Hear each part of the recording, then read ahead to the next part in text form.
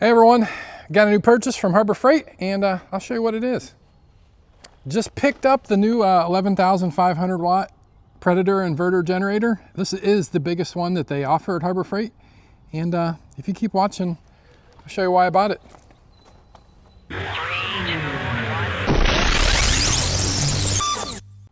We'll go ahead and unbox this thing, get this thing out and get some oil in it, and we'll get it started up.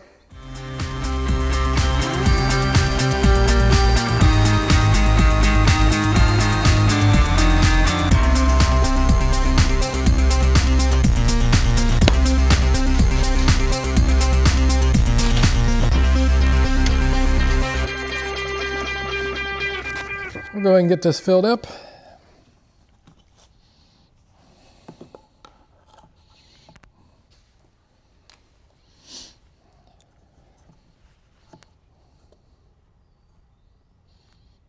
Should take just a little bit more than a quart.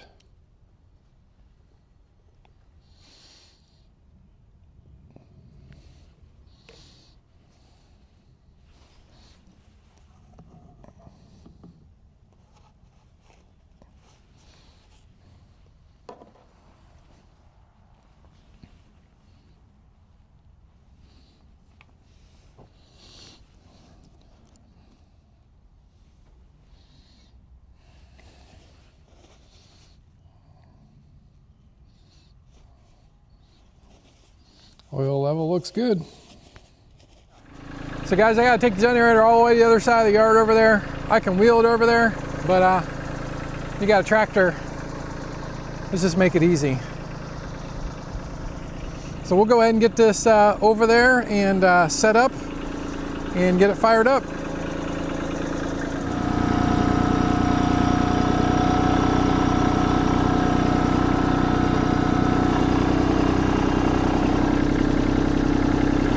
Looks like a good spot. Set it down.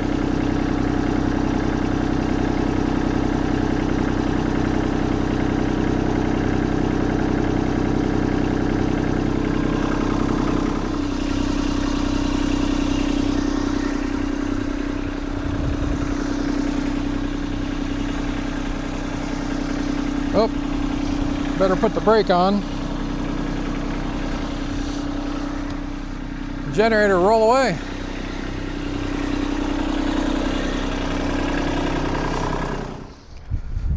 Now that we have the generator in place, I'm gonna just start it up and let it run for just a little bit.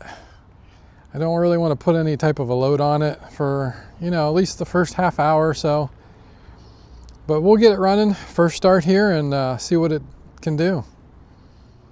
So I got it hooked up to my my 20-pound tank here. I know that they recommend 40 or above. I do have a 100-pound tank that I will use this long term. This is really just to get it started, warmed up, and start the break-in procedure a little bit. So let's see what it does.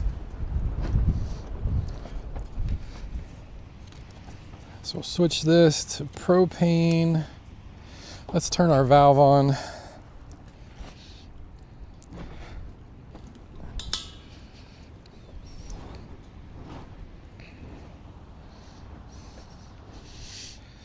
Yep. This is off. That's on now.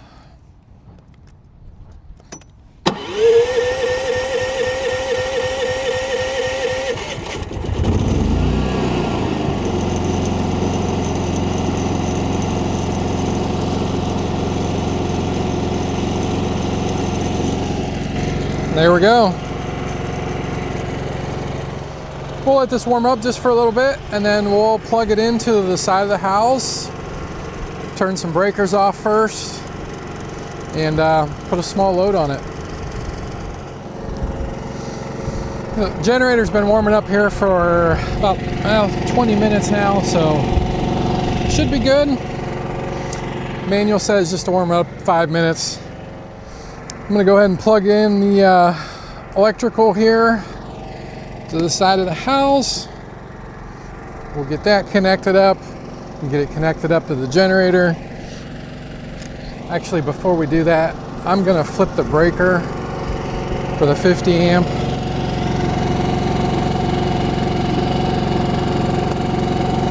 Turn that off.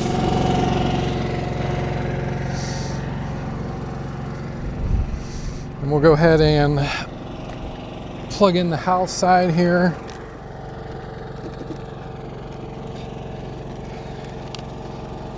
Just lock that.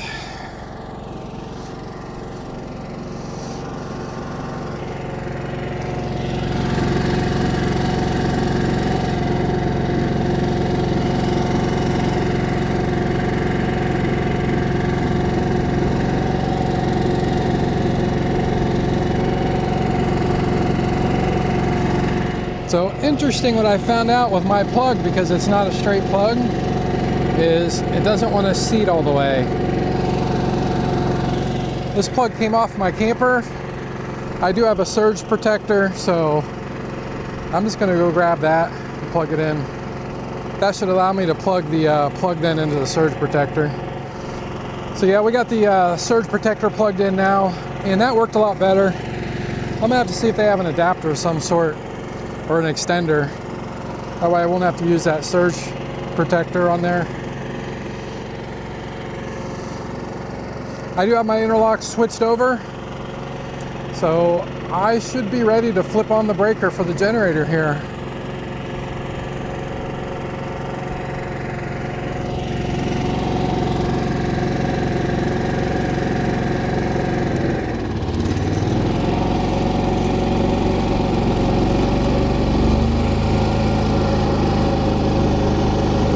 Surge while it kicks on there.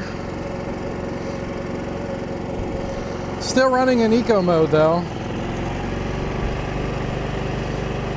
We'll just see how it does.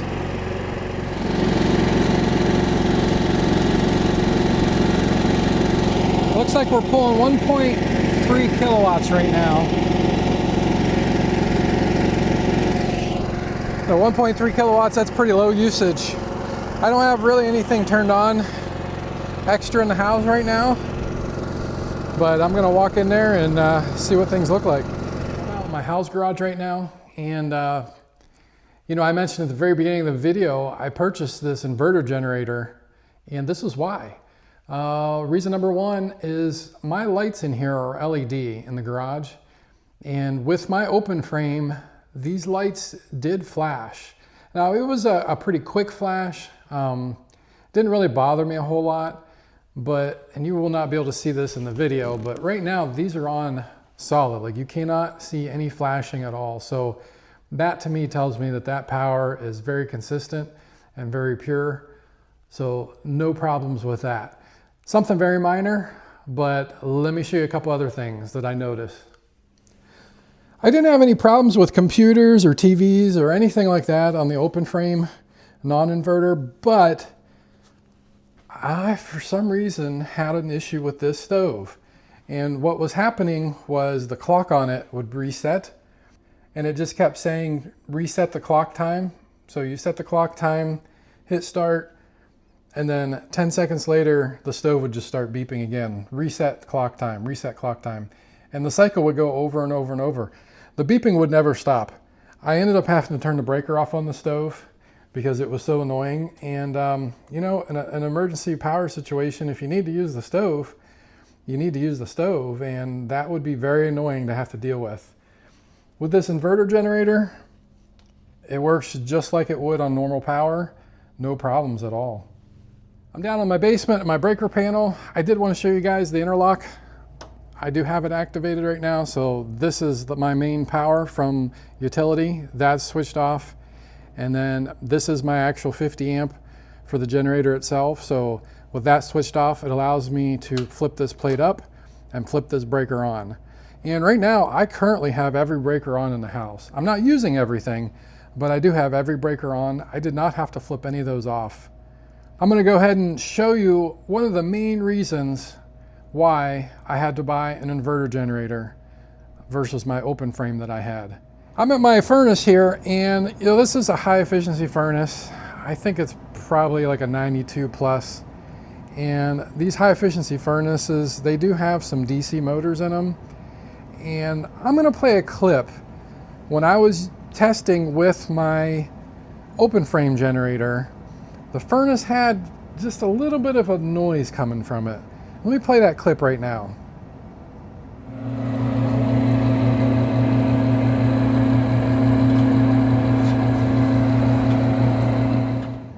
Hopefully the sound came through, but it was definitely a humming or more of a high-pitched sound coming from the furnace.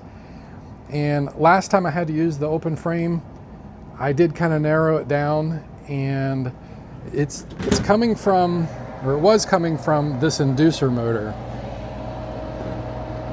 This inducer motor actually gets rid of all the flue gases and the hot gases. This is a new inducer motor too. I changed it last year sometime because the furnace aged. So I know it's not a bad inducer. But right now I'm running on the inverter and there is no noise at all. It sounds normal. The furnace is running. You can see the flame in there. Everything's running perfectly normal. That was my primary reason to replace my open frame with an inverter. Based on what I could find, the inducer motor either was not running fast enough or it didn't like the dirty power that was coming into it. It just was not functioning correctly. And it was getting, I believe, too hot. And that actually was starting to create a smell. And I believe we could smell that upstairs as well in the rest of the house. So I don't really know what was causing it to do that other than just bad power. And that's what made me switch to an inverter. It could also have been the blower motor itself. The blower motor is a DC motor on this furnace. So it's possible that that blower motor didn't like it. That was causing a little bit of the smell. Either way, I didn't feel it was safe to continue to run the furnace, and my primary reason to get the generator was to power the furnace in an emergency situation, especially in the wintertime. This was a good test. This shows that the inverter generator just has much better power coming from it, and we'll be able to successfully use it when we need to. I might try to kick on a few more things.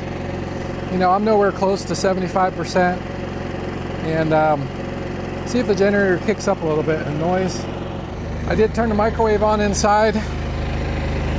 Let's see what we're at. We're at 3.4 kilowatts now. So the motor did kick up a little bit. We're not even at halfway. You know, microwave is one of the biggest appliances I'll probably run in an emergency situation, so this thing can definitely handle it easily. Guys, I'm going to show you the noise level in the house. Like, you literally can't even hear the generator running. The microwave's still running, so it is still pulling some juice. But huge, huge advantage of the inverter. One final test, guys, because it is kind of a warm day today. I'm going to go ahead and turn the AC on. I want to see if the air conditioner will run. We'll give that a couple minutes here. Nope, it didn't. Well, I don't know. Generator kicked off all the lights and then they came back on. So let's go check, see what's going on out there. No lights on the generator, but I'm going to turn the eco mode off.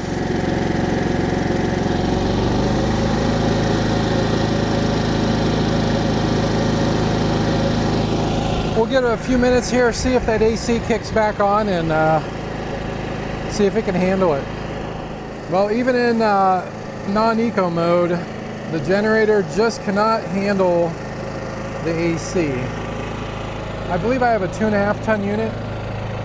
It is an older unit, so that could be some of the problem, but I'm gonna actually look into putting a soft start on my AC, and then we'll give this another test once I get the soft start on.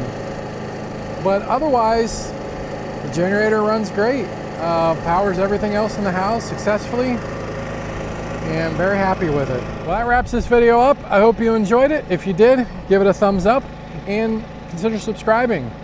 We'll get that soft start ordered and get that on our AC, and we'll give this generator another run. Until the next one, take care.